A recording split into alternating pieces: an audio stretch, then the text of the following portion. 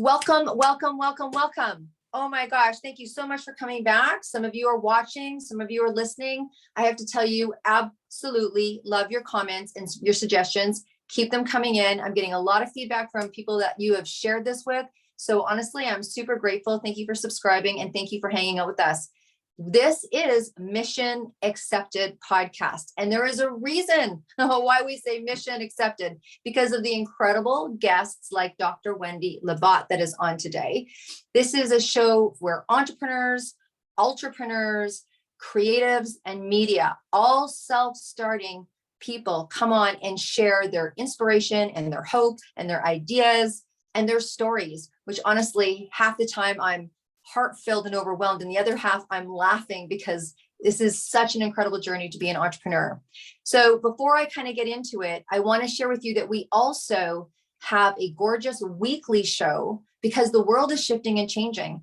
And now I'm not going to say I am a Gen Z because if you're watching, you know I'm not telling the truth, but there's this incredible movement that's going on in the world of entrepreneurship, and the Gen Z generation are just diving into entrepreneurship like never before. And so we have a weekly show. So if you're Gen Z or you want to know how Gen Zs think, you got to pop on and watch all the shows. And every once in a while, you're going to see an incredible Gen Z entrepreneur come on and tell you really how it is. So the whole idea around this show is just to merge all the generations together, because what they can bring to us and what we can bring to them is incredible. And it makes everybody just that much more knowledgeable and successful. So I had the pleasure of meeting this woman. Now I got to tell you, I believe that we connected on social because this woman had hit some incredible accolades, and she had made a big announcement. So good on you for announcing that you had hit a milestone or you had received an award. Many times we feel like we can't do that,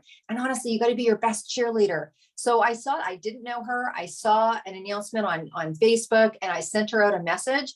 And wouldn't you know, one of the best connections ever. That's how it works, right? That's how it works. Mm-hmm. So, Dr. Wendy, thank you so much for coming on to Mission Accepted. And what you have to share is going to be so important because honestly, people, it's about finance. She is like a financial healer, and she has an incredible TV show that she's going to tell you about that you need to tap into, because learning about finance isn't a one-show game. There's so many aspects to this very important aspect in our life. And sometimes we like to kind of keep it over to one side, not because we don't want to know, because we don't understand. I know I've been in this world of entrepreneurship for a long time, and I've been on the planet for a little while. And whether you work for somebody or you work for yourself, there's something about finances that we always think that we should just automatically know what to do and how to do it. Or particularly when some things happen, like a business change or a life change or those kind of things, and we kind of don't really know where to go. So this woman inspired me in our first conversation, and she has honestly so many answers that I was kind of not knowing where to go and ask. So I'm going to stop talking. I'm going to turn the show over to you. Thank you so much for coming onto the show, Wendy, and tell people who you are.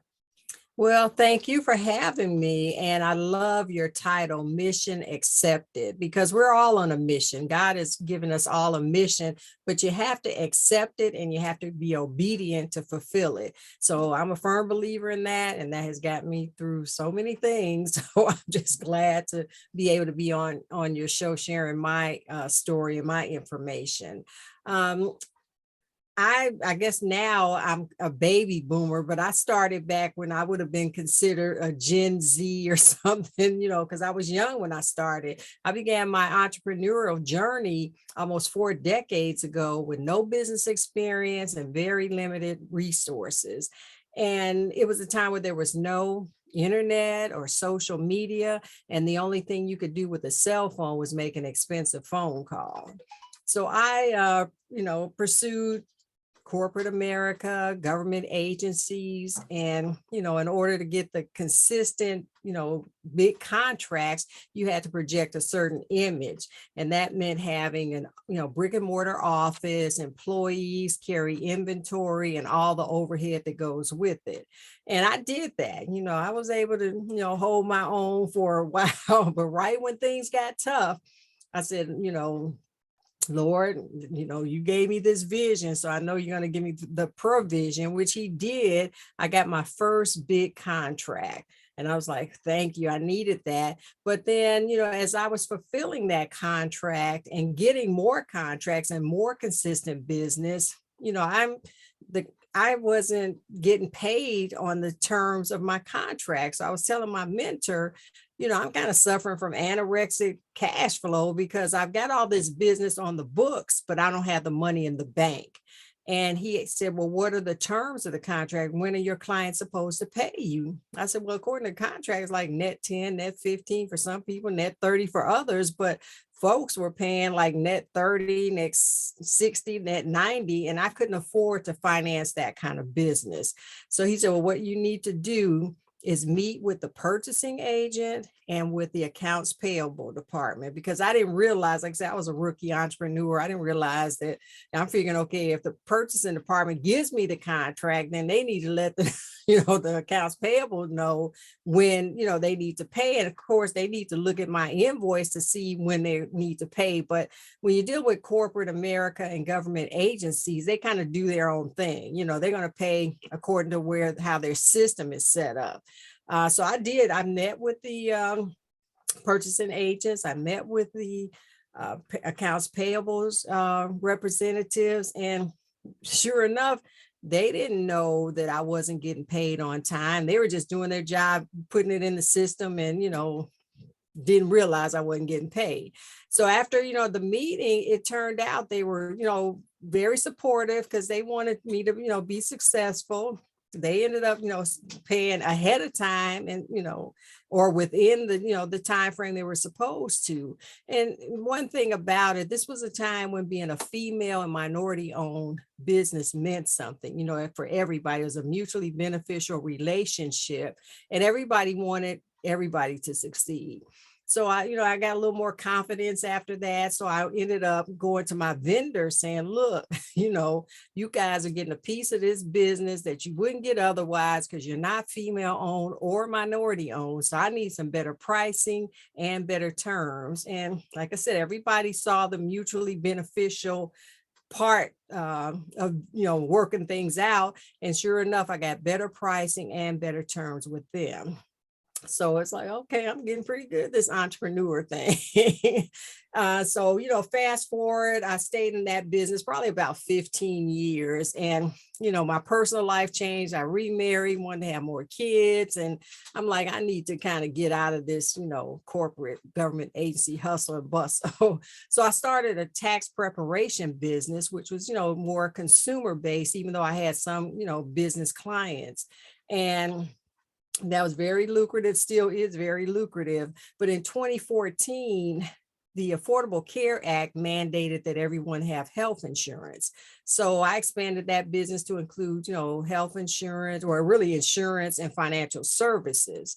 So not wanting to be a hypocrite, I bought all the stuff I was trying to sell my clients because people were asking me, well, what do you have? Where is your money? And I can honestly say what I had and where my money was. But after one little session that we had, a training session with one of our vendors, one of my colleagues, came up to me and he was saying, Wendy, I went to the doctor and had a physical, just a routine physical, and I found out I got kidney cancer. And I'm like, kidney cancer? Wow. I never heard of anybody with kidney cancer.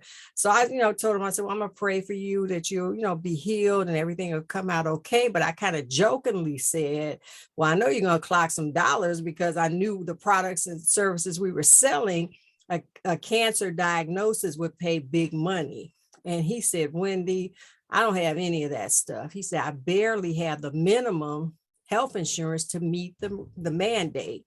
And I'm like, what? And that meant that all those chemo bills and everything wasn't going to get paid because the minimum wasn't going to cover that. So I said, well, it just kind of confirmed that me doing what I did, and it wasn't from a financial planning perspective, it was more from a business and marketing perspective to buy all those products I was selling. And in 2017, I was diagnosed with an aggressive form of breast cancer. So of course, I'm like, Lord, let's kick this cancer's butt, so I want an aggressive form of treatment. And that meant chemotherapy every 3 weeks for a year. I had 5 surgeries, all the CAT scan, PET scan, labs, everything that, you needed to, conquer the disease. And when I looked at my medical bills, those infusions every 3 weeks were like $67,000 every 3 weeks for a year. And I'm like, good Lord, I calculated that stuff out. It was like almost, well, it was a little over $1.1 million. And then with all the surgeries and all the other tests, I had almost $1.5 million worth of medical expenses. But thank God I practiced what I preach, because my health insurance paid for all of that. And not only that, all those supplemental policies that I had provided me with multiple 6-figure tax-free financial shots in the arm. And I consider that, the financial cure for breast cancer. So, who would have thought a breast cancer diagnosis would lead to me starting a whole business to empower other people? Because I'm like, okay, Lord, I'm happy, I'm healthy, I'm wealthy, I'm in my comfort zone, I am good. And he's like, no, I brought you out of this situation, better than you went in. So you're going on a crusade to empower other people to not let an injury or illness ruin them financially. You're going to help people get their finances together, empower them, and get their financial health, which I call financial health, in order. So I'm like, okay, I'm being obedient. I accepted that mission. So here I am. Wow, that is an incredible story to digest. And I was like, that's got to hit the airways. And, I'm so glad that you do what you do, and an opportunity to have you on here. And I think it's those kind of stories that that need to kind of wake us up a little bit, because those stories aren't rare.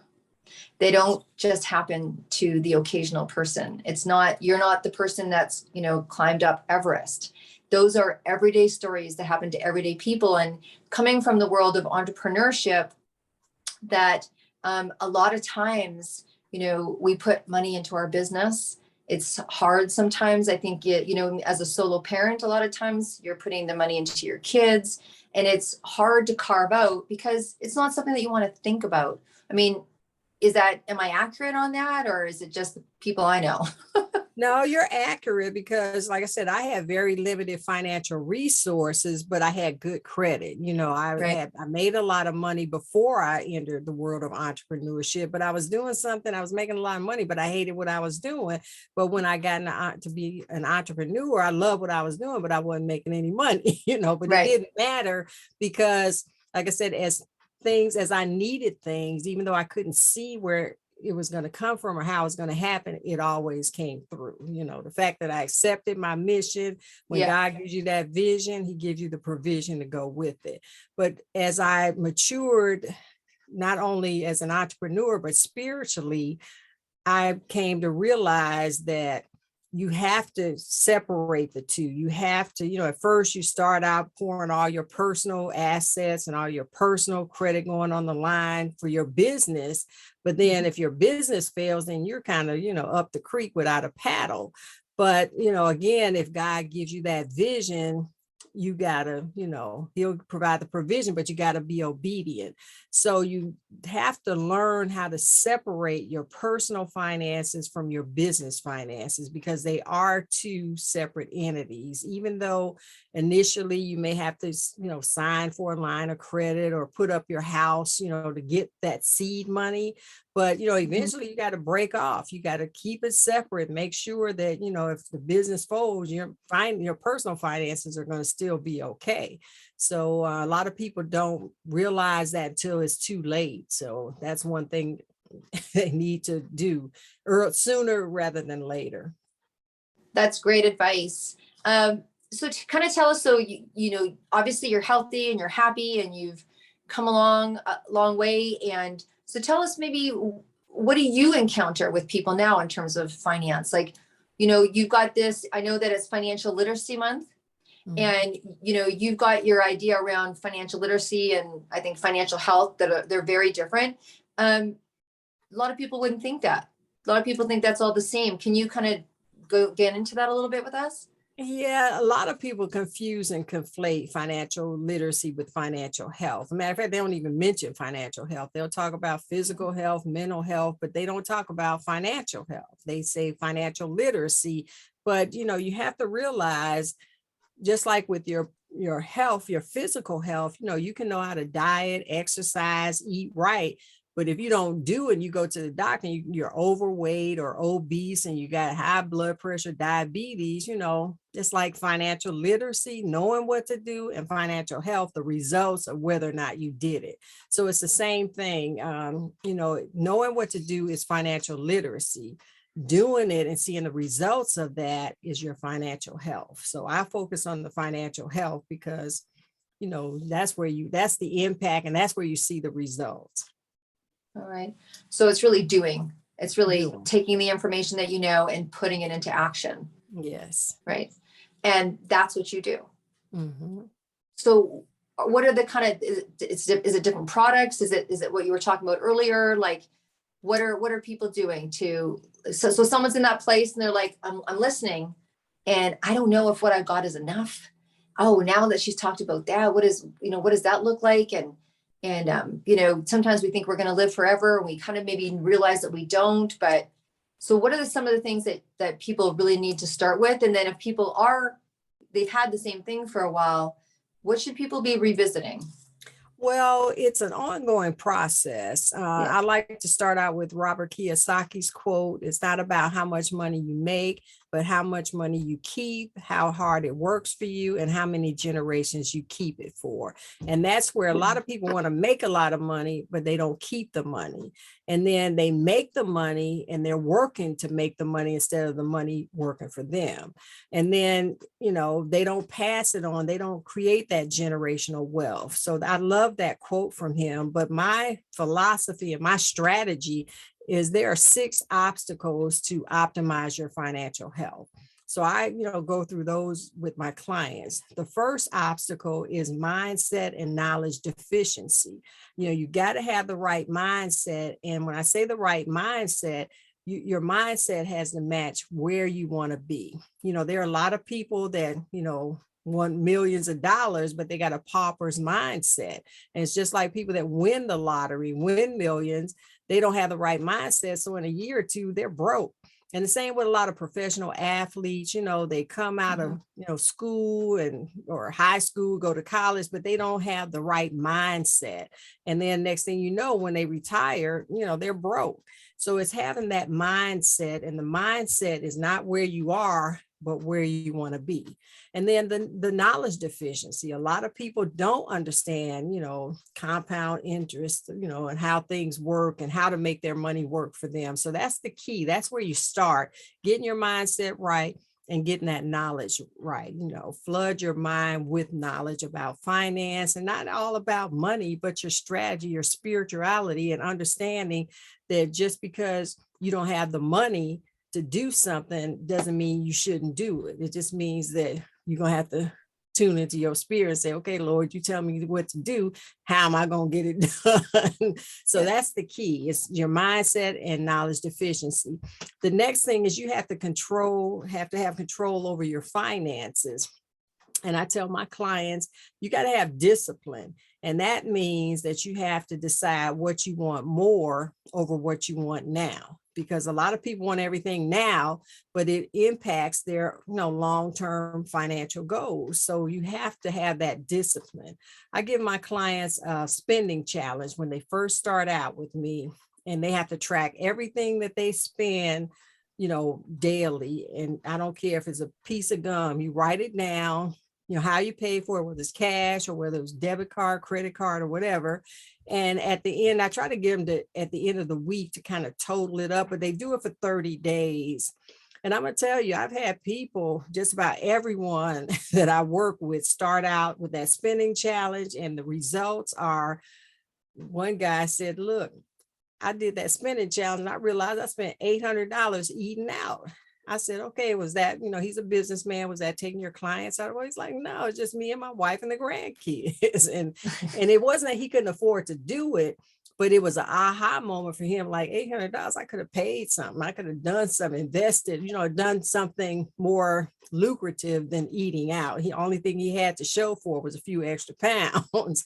And I had one of my colleagues who I was on her podcast, and, we talked about it. And afterwards she said, Wendy, I did that spending challenge you talked about, and my husband and I, we spent $3,000 eating out. Like, $3,000, what the heck? I said, you could pay for your car, you could pay for a house, you could do all kinds, you could send your kids to college spending that kind of money. But it's, again, people don't realize it, but when you put it on paper, you're like, okay, this is something where I can, take more control of my finance. I can plan where my money goes instead of wondering where it went, because they both wondered where their money was going. And then when they put it on paper, they saw where it was going. Now, the next thing, now there are other categories under that, control over your finances, but that's the key one. The next obstacle is proper protection. My story is a perfect example of why you need proper protection. And proper protection, people don't want to talk about insurance or anything like that, but that's why I call it proper protection, because you're protecting your health, your life, your death, and your legacy. So that's key, because a lot of people don't realize when you talk about maybe life insurance, there are policies and plans out there that have living benefits where you can, draw up to 90% of your death benefit while you're still living, because most people have the traditional policies where when you die, your family gets the money. But, with living benefits, especially if you have an illness, you can withdraw up to 90%. Say if you have a $500,000 policy, you can draw up to $450,000 that you can use however you want, whether you say, okay, I'm terminally ill, so I want to take a trip around the world, or if you want to retrofit your house because you're handicapped, or you just want to send your kids to college, or whatever you want to do, the money is available. But people would rather, like I said, spend that money instead of going for what they want now versus, what they want more. They spend that money, and when they could be paying for the policy, so that's where the spending challenge comes into play as well. And then the health insurance. I tell people there's a cost to having it and a cost to using it. Now, you guys are in Canada, so y'all got, universal health, which is a good thing. But here in America, you can have, a lot of people want the low premium, but they'll take a high deductible. So the cost to having it could be low, which is a low premium, but the cost to using it, say if you got a $5,000 deductible, you've got to pay that first $5,000, which, if you just do the numbers, it may cost maybe $50 or $100 more to get maybe a zero deductible or $1,000 deductible versus having to fork up that money. If you're not willing to pay that extra $100 or even $200, then you're missing the point. You need to go ahead and, have a lower cost of using it. And there's a new program that I'm promoting because, so many people are dying from COVID and all kind of other diseases. And, it's a funeral assistance plan where you can, cover 7 people for $75 a month. I mean, what the heck, funerals nowadays run, anywhere, depending on where you are, $8,000 plus, and that's just the funeral. That's not including, the cost of burial. So those are the kind of things that people need to understand, that people use, insurance policies to create generational wealth. Instead of spending, $50 or $100 on some gym shoes, put that money in a policy for your grandchildren or your children. And by the time they're in high school or college or want to get married and have this big wedding, you got the money that's there to pull, to provide that for them. So that's the next one. Now, tax codes and tax laws. We're just ending, matter of fact, we just ended tax season Monday, April 18th, which I'm saying, thank you, Jesus, because I got the tax business. And I'm like, yeah, I'm done with that for now. But people have to understand how the tax codes and the tax laws impact their income. You know, a lot of people want to go with the 401ks, the IRAs, and that's okay. I'm not knocking that, but they have a misconception that if they invest in that, then when they retire, they got all this money coming in. But it's like a farmer paying taxes on the seed. And once they plant the seed, the harvest is tax-free. But with the 401k, you're getting a tax-free seed, but you're paying tax on that harvest. So I don't know about you, but I'd rather pay tax on the seed and get tax-free harvest, because that's where your money goes. You know, you have to pull out more money to get the net you want, but with the 401k, you're pulling from your principal and not from, you know, not your principal doesn't keep going. As you pull that money out, your principal depletes. So people have to understand that. And now I've been talking about this global supply chain and global economic impact for years, but people, just everyday folks, are understanding that the supply chain impacts your life. You know, gas prices are sky high, products are sky high. And it's not just because of inflation, that is a factor, but it's because products are sitting out on the ocean in a crate container and aren't getting to the proper destination. So that's an impact. You know, we're feeling the impact of the war that's going on with Russia and Ukraine. You know, that could be political, but still it's a global economic impact. And then the last thing is taking action. Like I said, with the financial health, like financial literacy, you can know what to do, but if you don't do it, you know, what good is it? You know, like the Bible said, faith without works is dead. So put some work behind that faith.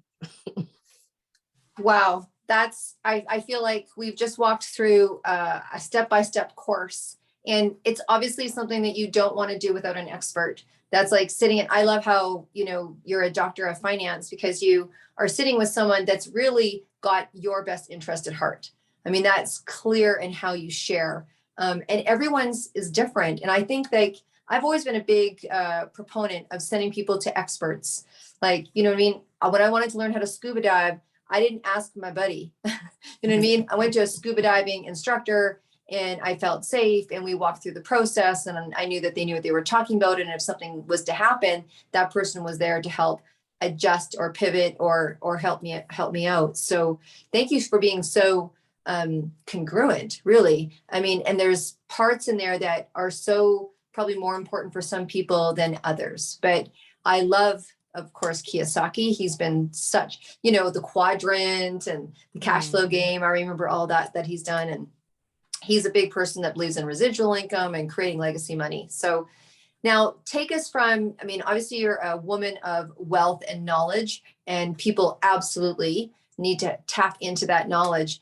But you've got a TV show. How did you go from learning about this, you know, having this experience with your own health, getting into serving others and listening to, you know, your guidance, to getting on TV, girl? Tell us about that.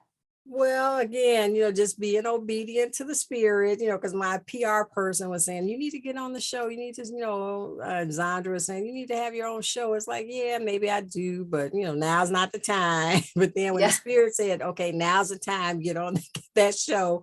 And I was really so pleased with the results, because all of my guests on season 1 were people I knew personally. I did business with them, but even doing the, you know, interviews, I learned so much from them. It was like, I thought I already knew what you were doing, knew what you were talking about. But then again, it goes to show you never know too much. There's always something to learn. And no matter where you are in business, there's still something that you need to know to take you to that next level. So, you know, the first season was, you know, I didn't really know what I was doing, but it turned out and looks like I did know what I was doing.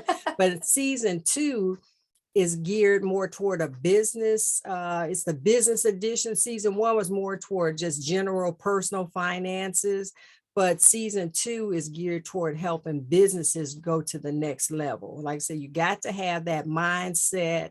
You have to have the knowledge to be able to take your business to the next level. You know, you're never too old to learn. That people say, oh, you're a doctor, you got your doctor of business administration, but it's like, hey, I got my doctor of business administration from School of Hard Knocks, this, technical degree that I have. Yeah, I worked hard for it. I did my doctoral study. It took me quite a few years. And I was going through cancer when I finished up. But the bottom line is the stuff I teach, I learn from experience. I learn from real experiences, not because I learned something in the book. And that's why I like the DBA versus the PhD, because it's about practical, knowledge. It's not about philosophical knowledge. And I'm not knocking PhDs, but I'm just saying, when you're an entrepreneur, you need to know from practical experience, and if you can learn from someone else's experience, that makes it even sweeter. But, it's a growing and constant learning curve, no matter what you're doing, no matter what your business is. You got to have that right mindset, and you have to have the knowledge to go with it. It reminds me of, thank you so much for that. It reminds me of, I was talking to a woman who has been in my industry, even though I've done 30 years, she's done longer. And I think it's always good to go there. And we were having a conversation, and she said, the best thing you can do, and we've heard it many times, if you read Napoleon Hill, if you read, certain books, they'll tell you to surround yourself with the right people, and always try to be kind of like, maybe sitting in a circle where that you can give and serve to people, but you can also learn more, somewhere in the middle, right? Mm-hmm. But when you talk, it's kind of like when I imagine, she said, Deb, do this. Where do you want to go in life? Like, what does that number look like? Like, what you want to make, what kind of people do you want to have? What kind of experience? Where do you want to be having dinner? What does it look like? And then she said, draw this circle. And in that circle, you want to have what you call your board of directors. And as a solopreneur, I was like, I'd never seen it like that. And she's like, who's going to take you to that place? And so I really see someone like yourself, Wendy, as when you're putting people in, like, who's going to help me with my health? Who's going to help me with my mindset? Who's going to help me with my finances? Who's going to help me with my marketing? And just bridging that, creating that board of directors, like where you said you can pull from. We know, one thing I know about entrepreneurs is we're probably really, really, really, experienced in one sector. And then we kind of know about the rest. We know enough to know that we need it, or we burst and spend time with somebody and you understand it. But when you have that circle, that board of directors that you go to, okay, I'm going to Wendy about my finances. This is what I'm doing. I want to expand my business. I want to, my daughter's having another child. I want to know how to take care of generation to generation or whatever. When you have them and you're part of somebody else's, she goes, it's so much easier. And I just thought, and she literally had me do that, do a circle on a page. Who's your board of directors? Who are you going to for experience? You know where you want to go. Now, there's pieces that you need to put in there. It was such a kind of like a visual for me. It was a visual of exactly what it is that you're talking about. Yeah, so you don't want to rule people out, no. Because people at all levels can teach you. Just because they don't have a degree doesn't mean they don't know what they're talking about. And I'm going to tell you this quick example. My neighbor is a medical doctor. He was, so he passed away. But, I've been in business. I think that's when I met him. I probably was in business 15, 20 years. And, he worked for a hospital, a medical, entity. And eventually he got out on his own. So I was trying to kind of guide him on, what to look for and all that, and what to do, how to structure things. And then he's going to tell me, I'm a medical doctor. I'm not a businessman. It's like, look, you got your own practice. You're a businessman, whether you want to acknowledge it or not. And he didn't, my philosophy is you may not have to do everything. And I believe in hiring the experts, but until you can hire expert, you need to know how to do it yourself. Not that you'll do it yourself. I remember when I first started my office equipment company, my colleagues used to laugh at me because here I was with all this corporate suit on, going out to see my clients, but I got a big contract to deliver paper, 2 pallets of paper to one client. And I had a friend that let me use his pickup truck to do it. And they, and even the people at the, when I got to the delivery pool where I had to deliver the paper, people were they weren't laughing, but they were kind of teasing me. It's like, here you are all dressed up and you're up here delivering this paper, but every time I made that delivery, I walked away with orders because the people in the receiving department were authorized to purchase up to $5,000 without going through purchasing and all that. So I developed relationships with them. And then I let them know, look, I can't afford to hire anybody right now, but when I do hire somebody, I'm gonna know how long it's gonna take them to get over here, what they need to do.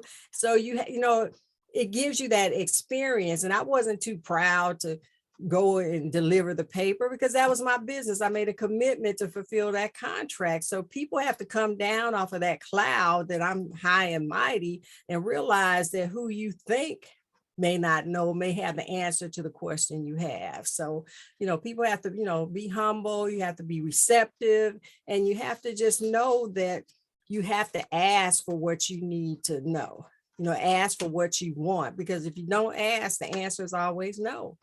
And, to having those people that you could go to, just like my mentor, when I was having anorexic cash flow, I went to him. I wasn't too proud or anything.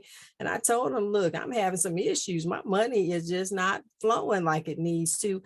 And sure enough, he had the solution for me, but I had to do it.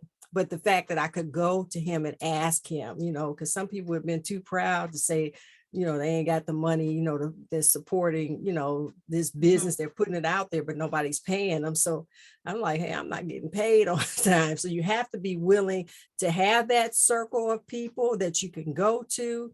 And it doesn't always have to be some well-known, high echelon person. It could just be the person that has the answer to your question. Oh, as you're talking, I'm getting flashes of many times of that, not only in my early days, but even look, you're seasoned. Obviously, I'm seasoned. When you decide to take your business in another direction or add another project on, I was just finishing talking to a gentleman on a podcast. And the podcast was, what was the book that changed your life? And it kind of started this conversation. And I talked about in the beginning of my business, how nervous that you are. And I live in Vancouver. And so I did so many flyers. I couldn't afford to put any ad in a paper. So I went to Kinko's. It's a photocopy shop, made a flyer together. On good weeks, I could do color. And on weeks that I didn't have any clients, I did black and white. And I plastered all of an area called Kitsilano because I did massage and it was very massage oriented. They're very holistic thinking.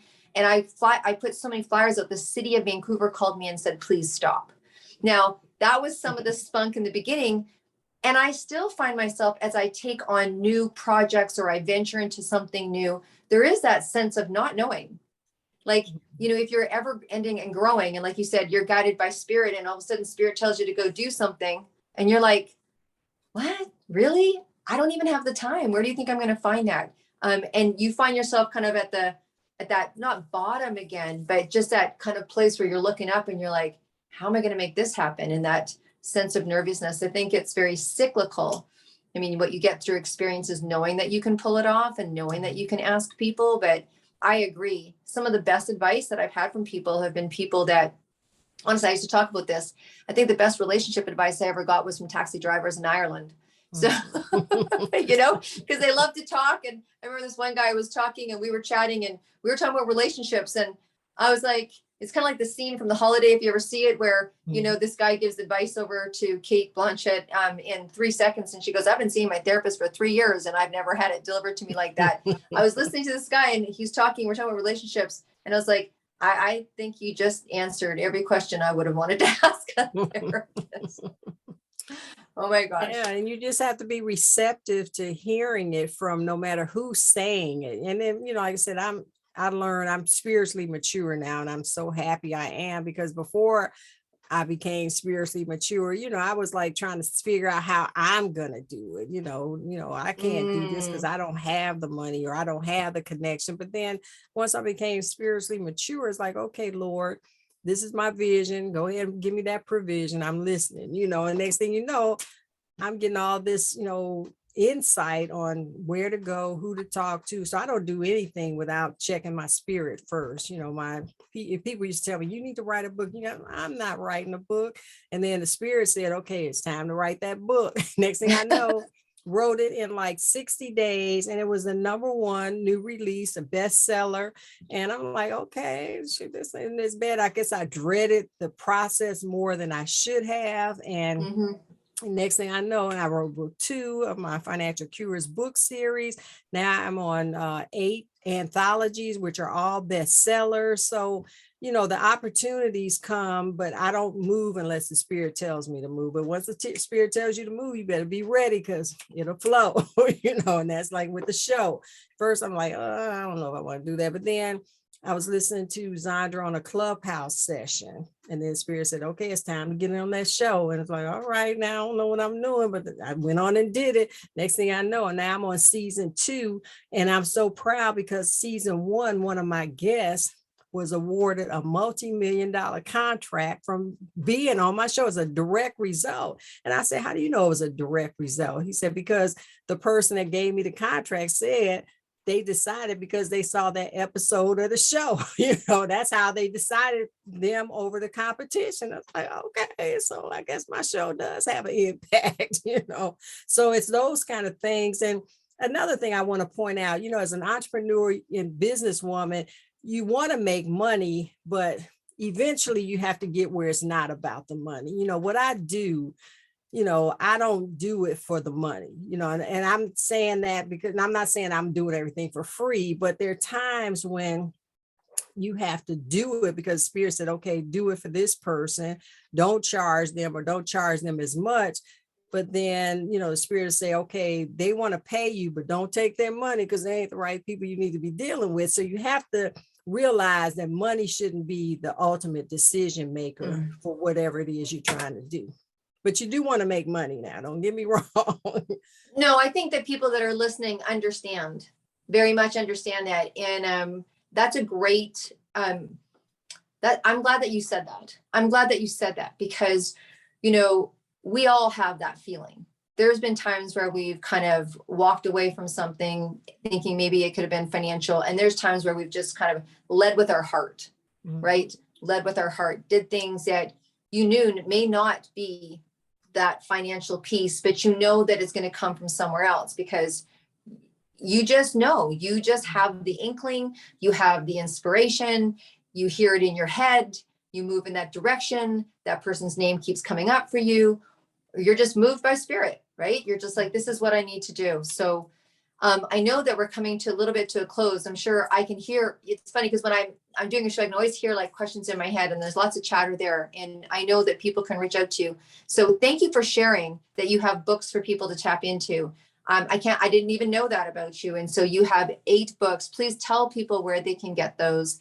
I know that you are gracious enough that you have space on this next season that you're going into with your TV show. So for the right person that's listening to this and is inspired and goes, TV show, I've always wanted to be on TV. What a great platform to connect with you with and see if it is a good fit for you both. And if not, I'm sure you can refer them to someone that it would be or who's ever thought about doing that. I always say, because, my media company produces anthologies. And when someone says, I've always wanted to write a book one day, I'm like, start with an anthology.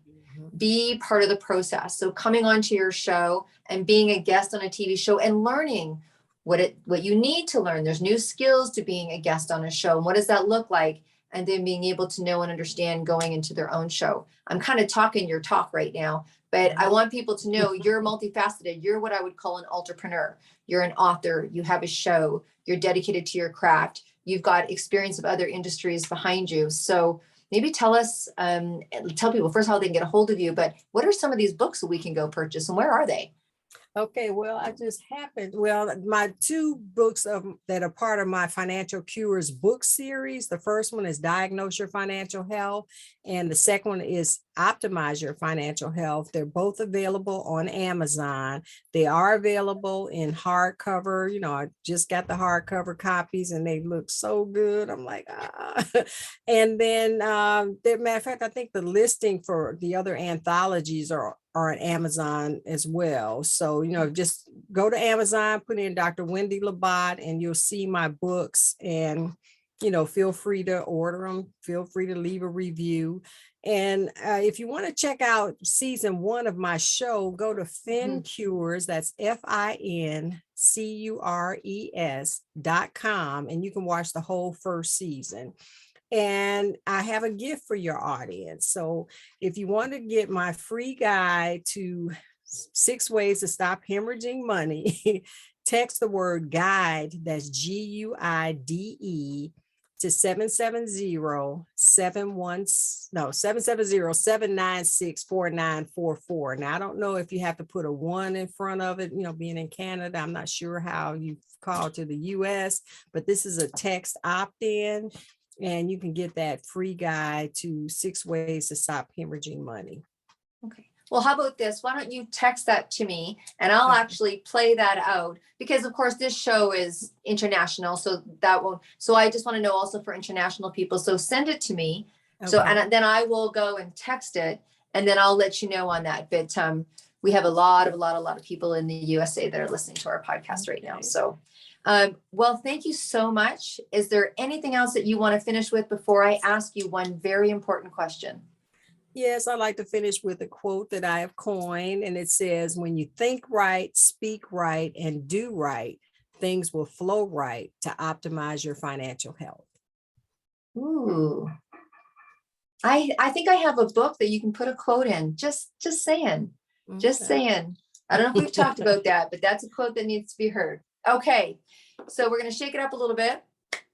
And Wendy, you're heading off to a desert island, just you, no one else but you.